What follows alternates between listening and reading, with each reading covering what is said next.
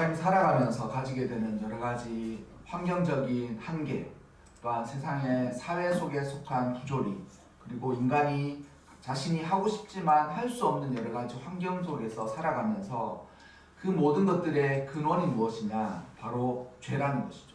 세상 사람들은 그렇게 생각하지 않아서 세상이 복지적으로 사람들을 잘 케어하고 그리고 사람들의 의미와 가치를 교육시키고 또한 법을 통해서 정의와 부조리를 실천하면 유토피아로 세상이 아주 좋아지는 방향으로 갈 것이다 라고 생각하지만 그렇지 않습니다. 세상에 가장 자살률이 많은 곳 중에 하나가 복지가 잘 되어 있는 북유럽 국가들이 그러한 문제를 앓고 있는 거예요.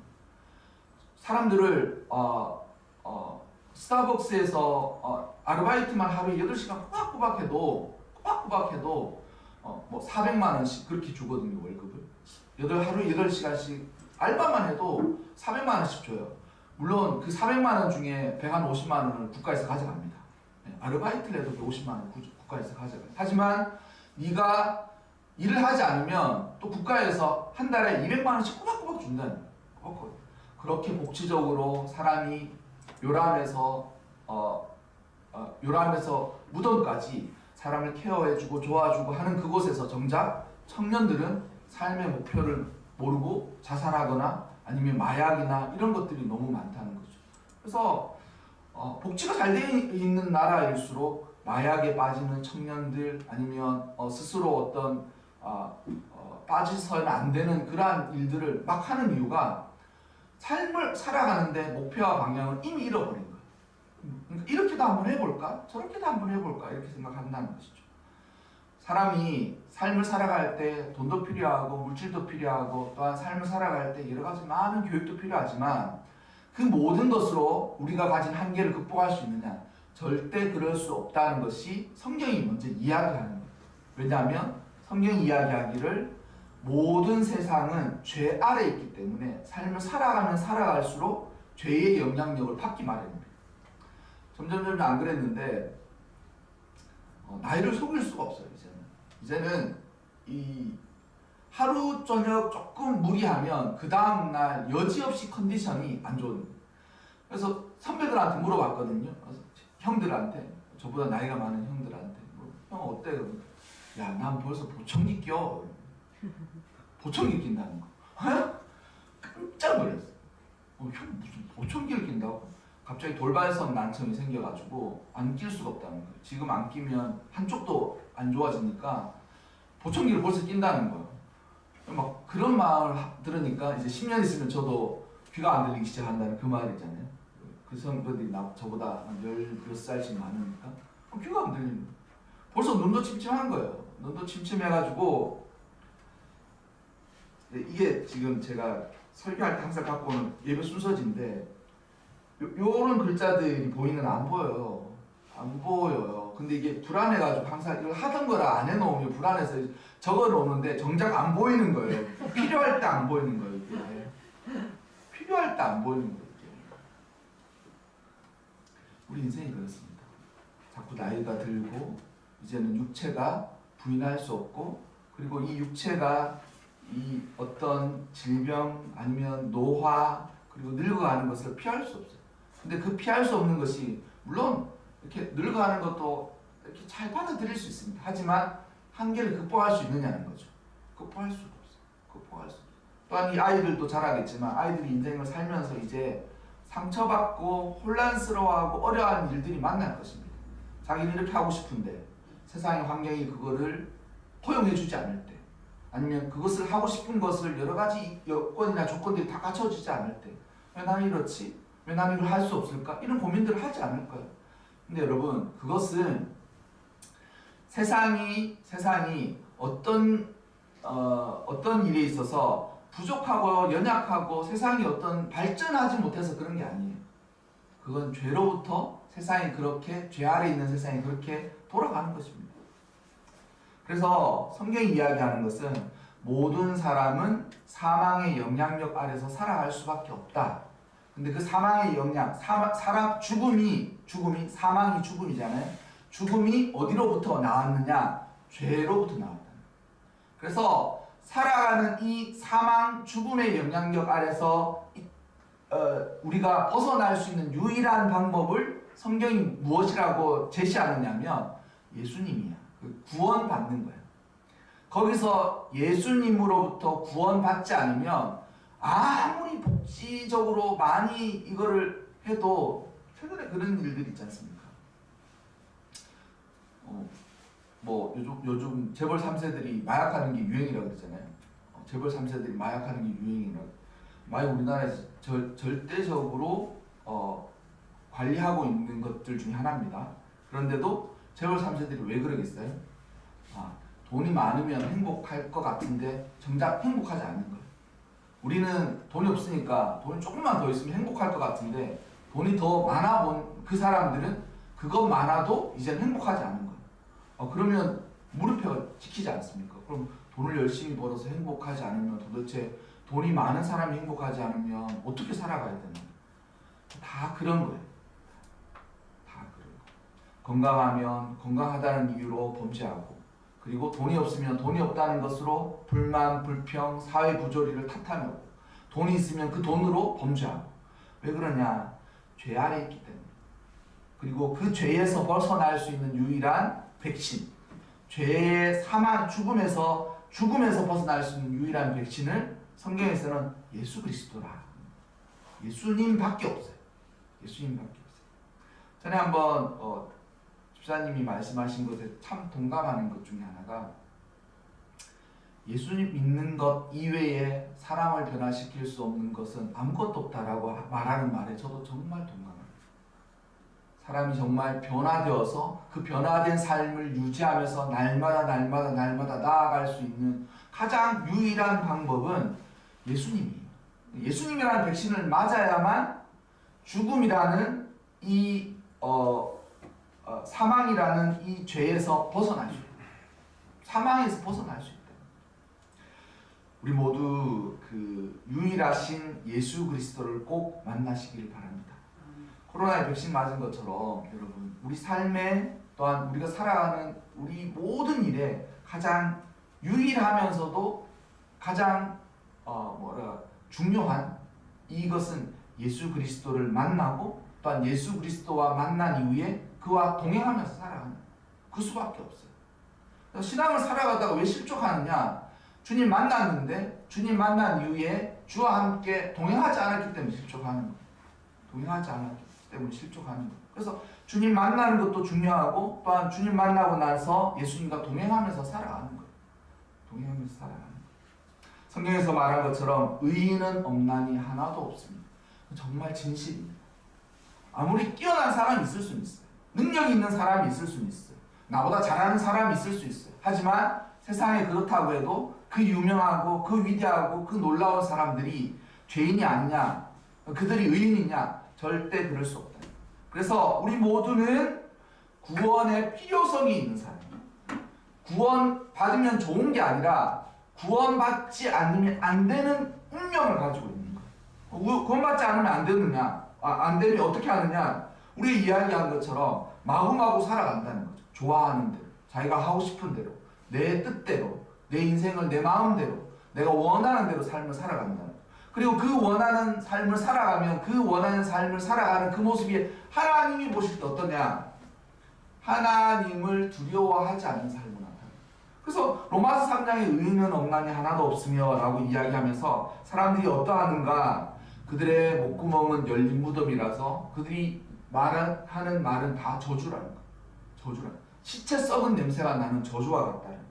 혀로는 속임을 일삼고 저주와 악독이 가득하고 그 발은, 그가 가는 곳은 죄를 짓는 데는 빠르다는 거예요. 그런데 그 일들을 다 하고 나면 그 인생에게 다가오는 것이 뭐냐면 파멸과 고생과 평강의 길을 알지 못하는 거예요. 파멸과 이게 순간적으로 이게 내가 뜻대로 됐다라고 생각할 수 있지만 시간이 지나면 파멸과 고생과 평강의 길이 오는 거예요. 사람의 마음에 이 강함이 무엇일까 고민하고 있는데 이런 거라는 거예요. 뭐냐면 어떤 얼음이 있잖아요. 얼음이 있으면 어려움의 강도가 사람마다 다 다르거든요. 다 대하는 강도가 달라요. 어떤 사람은 홀로 있는 외로움을 굉장히 어려워하고 두려워하고 무서워하고, 어떤 사람은 내가 어떤 걸 믿고 신뢰하는 대상이 없는 것 자체를 불안해하고, 어떤 사람은 인간의 인생의 의미 없음을 또한 불안해하기도 하는데, 이 사람마다 종류도 다르고 강도도 다른데, 희한하게도 종류도 다르고 강도도 다른데 이런 거예요. 그 어떤 예전에 어떤 드라마에서 그랬는데, 인생은 내력과 외력의 싸움이라는 거예요. 그 뭐냐면, 외력은 바깥에서 오는 힘이고 내력은 내가 나를 지키는 힘이에요. 외력과 내력의 싸움이에요. 바깥에서 뭐가 하나 쿵 치는데 내력이 단단해, 마음이 단단해, 그럼 다 이겨내. 근데 바깥에서 아주 가볍게 그냥 쳤는데 내력이 너무 약해, 그럼 확 무너지는 거예요. 근데 제가 인생을 살고 목회를 하면서 순간순간마다 느껴요. 그래서 내 마음 안에 평강이 있고 내 마음 안에 믿음이 있을 때는 세상을 다 이길 만해. 근데 어느 순간 이게 사라지고 마음이 불안하고 답답하면 조그마한 어떤 환경의 어떤 영향만 받아도 와르르 무너지는 것 같은 거예요. 그리고 다 끝난 것 같은 거예요. 그래서 공황장애가 생기는 것 같다라는 생각이 들어요. 실제로 제가 해보니까 내력이 와르르, 내 마음 안에 평강이 없고 불안하고 답답하고 이렇게 힘든 마음을 가지고 있는 그 상태에서 아주 조그만한 잔소리 하나에도 와르르 무너지는 거예요. 끝났다. 근데 여러분, 이 내력이 단단하잖아요. 그러면 바깥에서 태풍이 불어도 버티는 거예요. 건물들이 그래서 태풍이 와도 버티는 거예요. 안이 단단하니까. 그래서 하나님이 죄인인 인생들에게 베푸시는 것은 파멸과 고생과 평강이 없습니다. 그리고 그때가 되면, 어느 순간이 되면 마치 내력이 굉장히 약해져 있는 그 순간에 바깥에서 어떤 일이 일어나면 와르르 무너진다. 그래서 우리 모두는 이와 같지 않기 위해서라도 구원의 필요성이 있다는 거죠. 이거는 옵션이 아니에요. 교회 다니고 아버지가 신앙생활을 잘하고 흠없이 살았다고 죄인이 아니지 않을 수 없습니다. 그래서 우리 모두가 구원의 필요성이 필요하다라고 말씀 먼저 드린다는 거죠. 근데 그러면 우리가 살아가는 동안 목사님, 우리가 이게 어떻게 죄인인 것을 압니까? 하나님께서 깨닫게 해주십니다. 죄인은 죄인이 죄인인 것을 깨닫지 못하고 살아가는 게 죄인이라는 거죠. 죄인은 자기 모습을 볼 수 없어요. 내가 얼마나 죄인인 것을 알 수 없어요. 근데 어떻게 아느냐? 그래서 제가 어떻게 한다 그랬죠? 하나님, 우리를 환경에다가 집어넣는 거예요. 깨달을 수 있는 환경에다 딱 집어넣는 거예요. 그러니까 죄인은 자신이 죄인인 것을 깨닫지 못하는 사람이 죄인입니다. 죄가 5번 들어가요. 얘기를 해보세요. 죄인은 자신이 죄인임을 깨닫지 못하고 살아가는 그 사람이 바로 죄인. 근데 의인은 누구냐? 자신이 죄인인 것을 깊이 깨닫는 것. 인생은 정말 죄인이구나. 나는 하나님 앞에 범죄한 인생이구나. 그래서 나는 구원받아야 될 것 같다. 아니면 구원받지 않으면, 예수님의 그 은혜가 없으면 나는 아무것도 아닐 뿐만 아니라 이 죄인에게 주어지는 모든 파멸과 고난과 평강이 없는 삶을 살고 살게 되겠구나라고 인정하는 거예요. 그래서 그 환경 속에서, 상황 속에서 하나님에게 구원을 간절히 요청하는 거예요. 하나님, 저를 구원해 주세요. 저를 살려주세요.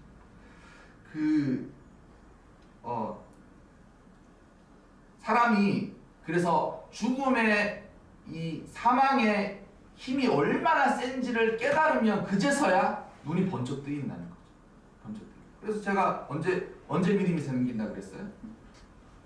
잠깐이지만 언제 믿음이 생긴다 그랬어요? 나이가 좀 드신 분들은 언제 믿음이 생기죠?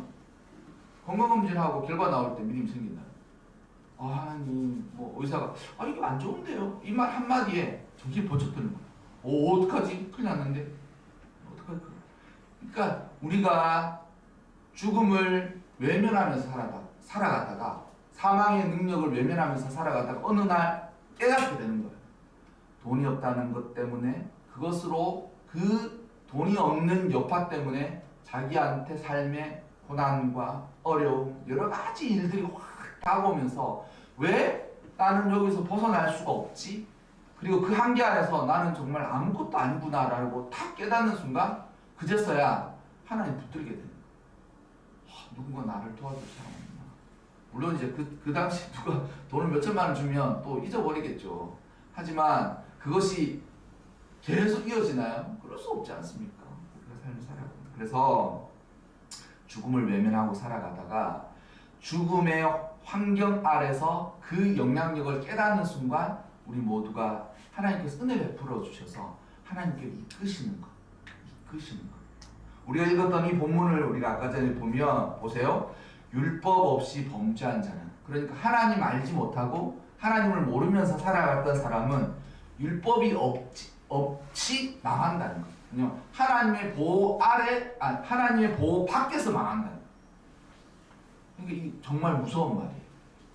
정말 무서운 말. 제가 예수님 믿고 하나님 믿고 그 다음에 좀 그런 이야기를 항상 들어요. 야, 믿음이 무기다, 기도가 무기다, 이런 이야기를 많이 들었거든요. 근데 그게 정말 그래요. 왜냐하면 인생을 살아가다가 그래도 내가 정말 답답할 때 기도할 수 있는 대상이 있다는 것만으로도 그래도 그게 복인 거예요.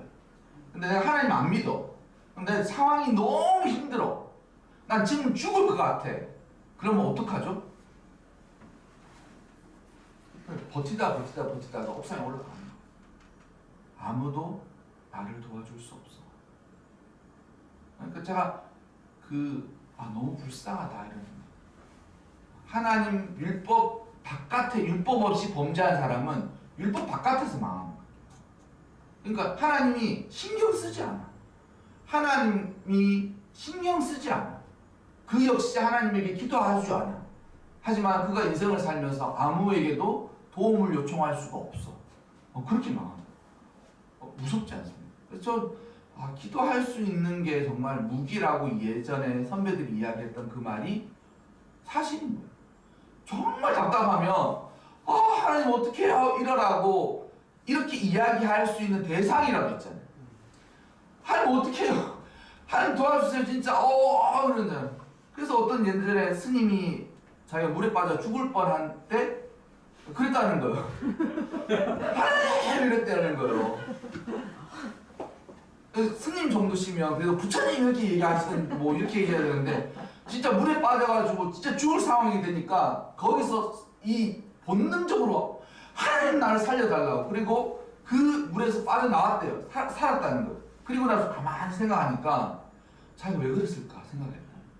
그리고 그 길로 회심하셨다는 거예요. 나 진짜 그게 나는 들었지만 그런 분을 만나보지 못했지만 그 이야기를 들었거든요. 근데 그 이야기가 사실일 거라고 생각해요. 왜냐하면 물에 빠져서 죽는 경험을 대부분 안 하시겠죠. 저는 한 3번, 어렸을 때 한 3번 정도 했거든요. 이게 처음에 물에 빠졌을 때 온몸으로 공포가 확 밀려들어옵니다. 어린 시절에 그게 피부로 생생해요. 자기 옆에는 아무도 없고 자기 발 밑에는 이 바닥이 닿지 않고 몸이 빠져가지 않습니까? 그럼 온몸의 세포가 가시가 돋친 것처럼 전기가 찌릿해요. 그런데 이제 막 정신이 없어서 허우적거리잖아요. 물을 컵 먹잖아요. 그때부터 이 정신을 잃고 마음이 어떠냐면 야, 내가 여기서 못 빠져나가겠구나 라는 생각이 확 드는 거예요. 그러니까 이제 그런 일을 스님이 만났는데 그 스님의 마음에 이런 환경, 내가 지금 죽을 것 같은 이 환경에서 그가 하나님이라고 불렀다는 거예요. 부를만하죠. 그리고 그것을 곰곰이 생각하고 이게 큰 문제가, 그러니까 불교 쪽이 아니라 이 자기가 믿었던 종교에서 문제가 생긴 거예요. 나는 죽을 때 부처님을 안 부르고 하나님을 불렀구나. 그리고 곰곰이 자신의 삶을 생각하고 삶을 돌이켰다는 거예요. 그렇게 됩니다. 또한 그러면 하나님의 율법 아래 하나님을 알고 하나님의 백성으로 살아가는 사람은 문제 없느냐? 그렇지 않습니다. 하나님의 백성들, 그러니까 교회를 다니는, 소위 말하는, 제가 늘 이야기하잖아요. 교회 안에는 세 부류의 사람들이 있어요. 교인이 있고 신자가 있고 성도가 있어요. 근데 제가 가장 원하는 것은 성도의 삶이거든요. 그러니까 교회는 교회를 들락날락하는 교인이 있어요. 제가 그래서 목회를 어떻게 할지는 모르겠지만 항상 그의 구원에 대해서 늘 물어보는 거예요. 당신 구원에 확신이 있냐? 지금 죽어도 천국 갈 마음이 있냐? 하나님 만났느냐? 그걸 내가 평생 물으면서 저 목회할 거라고 마음에 딱 의지. 왜냐하면 제가 교역자 생활하면서 교인을 너무 많이 봐요. 교회만 들락날락하면서 하나님을 인격적으로 못 만난 사람이 너무 많은 거예요. 그러니까 절대 저렇게 목회하지 않겠다라고 마음 먹었는데, 이 교회에는 교인이 너무 많아요. 교인이 너무 많아요. 교회만 들락날락하는 사람. 물론 이제 그 교인들 중에서 신자가 있긴 있습니다. 하나님 믿기는 믿는 사람이 있어요. 근데 문제는 신자임에도 불구하고 나는 저 사람의 믿음이 크게 문제가 더 돼. 이라는 생각이에요. 뭐냐면 교회 다니는 연수가 많아졌는데 인격적으로 다듬어지지 않아서 교회를 힘들게 하거나 괴롭히게 하거나 사람들을 괴롭히게 하거나 덕이 안 되는 사람이에요. 교회는 항상 그러잖아요. 교회 왜 못 다녀요? 교회 다니는 전도하다가 교회 다녔다는 거예요. 왜 안 다니세요? 그러면 하나님이 믿을만 하지 못해서 나는 하나님을 믿지 않는 사람을 한 번도 만난 적이 없어요. 전도하는데 나 옛날에 교회 다녔다. 왜 지금 교회 안 다니시냐? 신앙생활 안 하냐? 그러면 내가 보니까 하나님이 믿을만 하지 못해서 나는 하나님을 안 믿는다고 이야기하는 사람 한 사람입니다. 그럼 다 왜 교회 안 다닌다고 얘기해요? 사람한테 상처받았다는 거예요. 사람한테 상처받아서 그 사람 때문에 하나님 믿기를 접었다는 거예요. 사실이죠. 그러니까 이게 제가 분류하는 분류에 의하면 이 사람들은 신자예요. 자기 자신만 믿음이 있다고 이야기하지 인격적으로 성숙하고 또한 함께 우리가 성도가 되려면 한 무리가 돼야 돼. 같은 무리가 돼야 돼.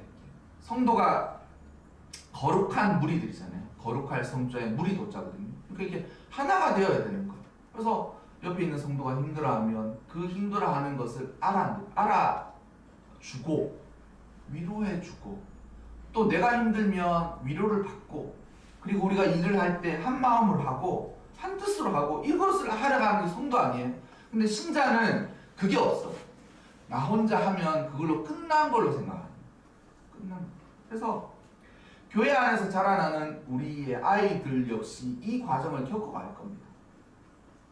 그래서 저도 부모고 저희 이제 아이들도 예배를 같이 드리니까 늘 이제 토요일날 11시에 저 혼자서 예배를 드리거든요.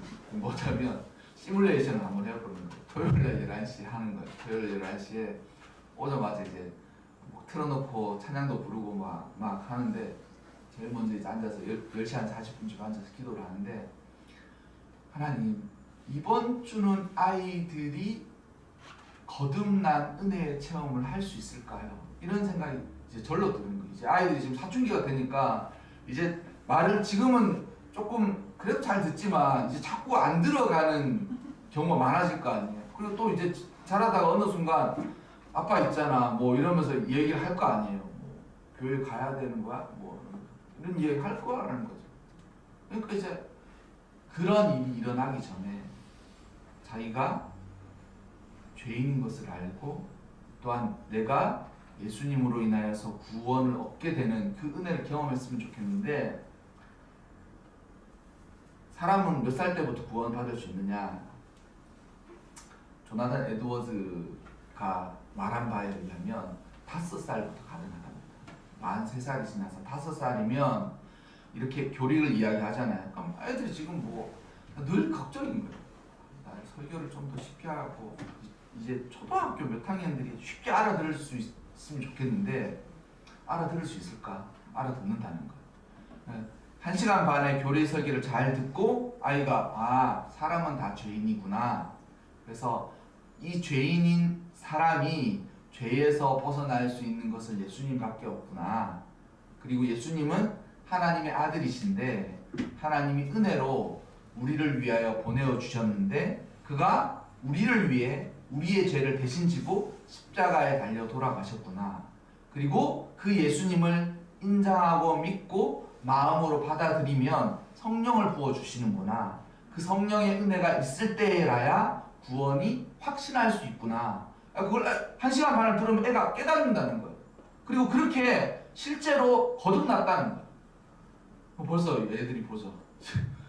한 7년 지금 커송세월 한 거다 이 생각이 드는데 제가 목회하는데 벌써 12살, 13살인데 언제쯤 주님 언제 만나는 거예요? 도대체 큰일 났습니다. 애들은 자꾸 크지를. 이제 그렇지 않습니까? 대부분 이제 엄마보다 키가 크잖아요, 애들이. 엄마보다 키가 크니까 이제 뭐 아빠보다 이제 키가 더 크면 이제 뭐 말이 우습지 않을까, 뭐 하라고 좀 할까 이런 생각이. 어쨌든 율법 바깥에 있는 사람들도 죄를 범하고 죄인이지만 율법 안에 교회를 다니는 교인들 가운데서도 하나 스스로 죄인인 것을 알지 못하고 살아가면 율법 안에 있는 범죄한 것으로 인하여 그가 하나님의 심판을 받는 거예요. 심판을 받는 거예요. 그러니까 늘 걱정이 많이 됩니다. 걱정이 많이 되고 걱정 많이 되는 만큼 기도하는데요. 여러분들도 꼭 이러한 부분에서 기도를 좀 많이 부탁을 드려요. 각자 하시겠지만 이런 그 교리 설교할 때 특별히 이제 아이들 때문에 그런 이야기를 하거든요. 그래서 죄의 근원이 뭐냐? 하나님을 떠나는 거. 하나님 떠나서 살아가는 거.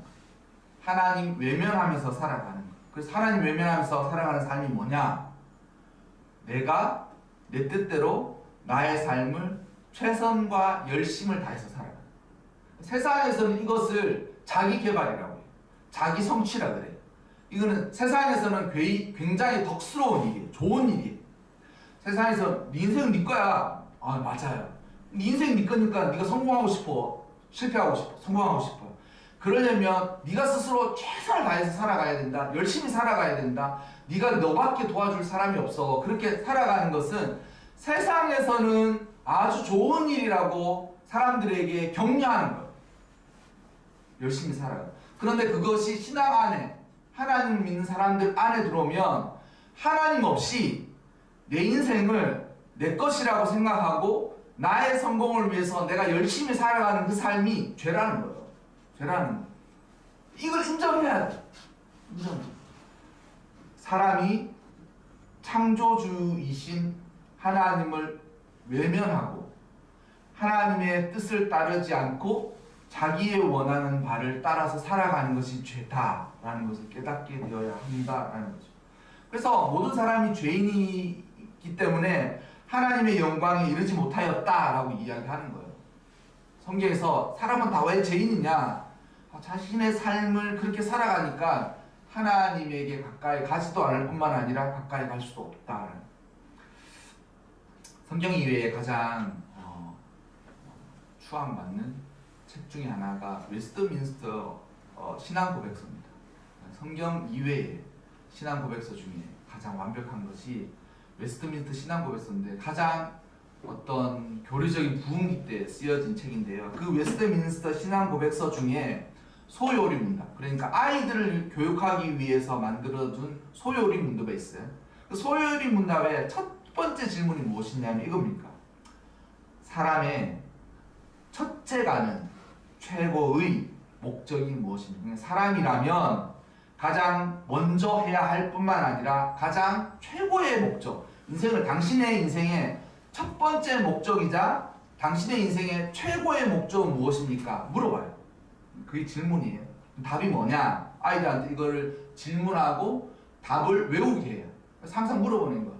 너 인생의 첫 번째 가고 최고의 목적이 무엇이지? 그러면 아이가 외워야 하는 거예요. 외우는 거 뭐냐면 인생의 나의 삶의 첫 번째 가고 최고의 목적은 하나님을 영화롭게 하고 하나님을 영원토록 즐거워하는 일입니다.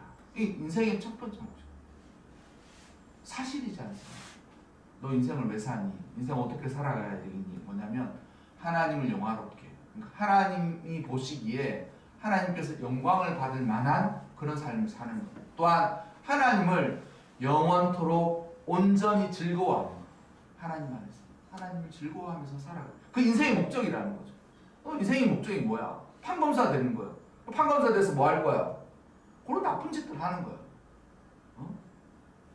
말하지 않아도 아버지가 검사란 이유로 그런 짓을 그렇게 해가 되겠습니까? 제가 너무 울분이 터지는 거예요. 그래서 돈이 많으면 돈이 많은 것만큼 범죄하고, 권력이 많아지면 권력이 많은 것만큼 범죄하고, 지혜가 많아지면 지혜가 많아진 만큼 범죄하는 거예요. 여러분, 우리 인생에게 주신 하나님의 유일한 해결책은 예수님이에요. 예수님으로 인하여서 오직 예수님으로 말미암아 되어진 은혜로 곧 구원을 얻고 구원을 이루어 가시기를 바랍니다. 우리 삶의 세대에 왜 부흥이 오지 않느냐?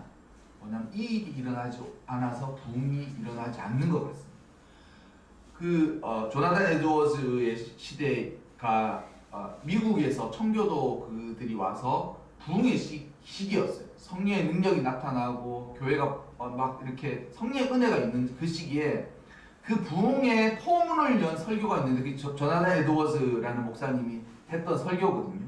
그 설교의 제목이 뭐냐면 하나님의 진노 아래 있는 인생들, 모든 인생들이 하나님의 진노 아래 있다는 거. 그러니까 부흥을 일으키려면 여러분 우리가 열심을 다해서 하나님을 사랑하고 열심히 하고 이렇게 설교해야 되잖아요. 아니에요. 하나님의 진노가 얼마나 무서운가, 또한 하나님의 진노가 얼마나 임박한가, 또한 하나님의 진노로 인하여서 얼마나 엄중한 일들이 일어나는가를 깨닫는 거예요. 그렇게 깨달으니까 사람들이 다 하나님께 나오지 않아요? 그리고 그것으로 인하여서 부흥이 일어나는 거예요. 부흥하고 싶다고요? 여러분, 우리 마음에 부흥이 일어나게 하고 싶다고 회개해야 합니다. 하나님의 진노와 이 하나님의 진노와 심판이 얼마나 무서운지 알고 실제적으로 그걸 느끼고 경험하면서 살아가는 거예요. 그리고 그것으로 인하여서 희한하게도 아이러니하게도 우리 마음 가운데 부흥과 은혜가 세워져 간다는 거죠. 지금 이 순간 구원받아요. 지금 이 순간. 우리가 늘 그런 마음으로 살아가는 거 아닙니까? 내일 주님 오시는 거예요. 내일 예수님 오시는 거예요. 항상 그 마음을 살아가야 돼요. 우리 삶이 그냥 계속 이어지는 게 아니라 예수님 다시 오신다고 말씀하신 그 예수님 내일 오시는 거예요. 오늘 밤도 오신다. 오늘 밤. 그래서 뭐라 그래요? 깨어 준비하고 있으라. 그 마음을 항상 살아가야 됩니다. 깨어 준비하고 있으라. 그래서 여러분, 오늘 읽었던 이 본문의 엄중한 주의 말씀을 우리 다시금 새롭게 하고 사순절의 기간 동안 또한 복음과 구원의 은혜가 여러분과 나와 우리 공동체에 넘치시기를 주님의 이름으로 빌어드립니다.